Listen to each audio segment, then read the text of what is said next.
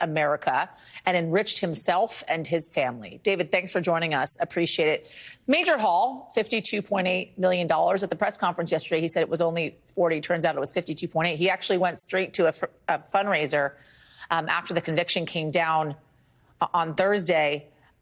He's got a lot of legal fees, though, and a lot of money to pay back as well, which he can't take from this.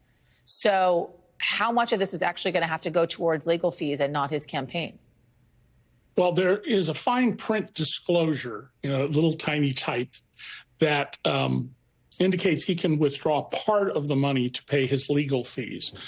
And it's kind of odd to see a man who claims to be a multi-billionaire out begging for donations, especially when he announced 9 years ago that he wouldn't need and wouldn't take any contributions from anybody. But he's going to continue to have these enormous legal bills for a long time. And I'm not surprised, Yasmin, that he got a brief bump in contributions, lots of small contributions from new donors. It'll be interesting to see whether that continues going forward. That would be the important sign, not the immediate bump following the jury's finding.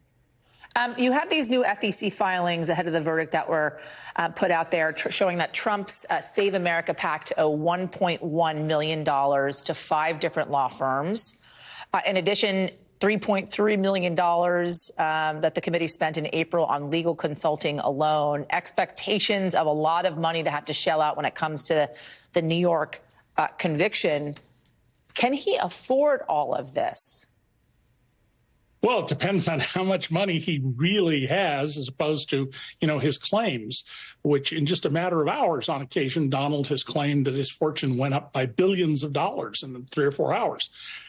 He also has a lot of other bills. For example, there are a number of cities around America that billed his campaign for extra police protection, and he's yet to pay those, and they're all across the country.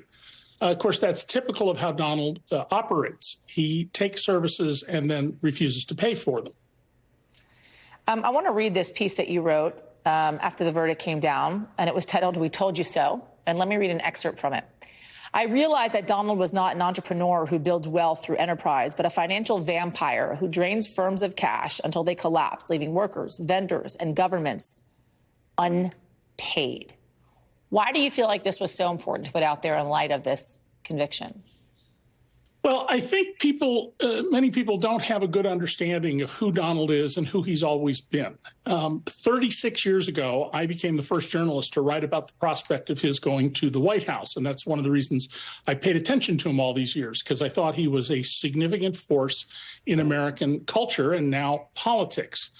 I think many people have no idea that he was involved up to his eyeballs and did incredible favors for one of the biggest drug traffickers in America, that he applied children as young as 12 with liquor and limousines and hotel rooms because they had money to gamble. Of course, the minimum age for gambling is 21, not 12. And many, many other things that I've documented over the last 36 years that have generally not been covered in the mainstream media, including my former employer, the New York Times. Let's talk about his sentencing, because I know that you have a pretty strong opinion on this. You think Donald Trump could feasibly see jail time? Absolutely. I know that most of the legal commentators have been saying they think it's unlikely. And, well, it's true that wealthy white men with no past record in their 70s, typically on a first offense for a white-collar crime, don't go to jail. Sentencing also depends on the behavior of the accused. If you are contrite, if you acknowledge that you did wrong, you typically get a lighter sentence.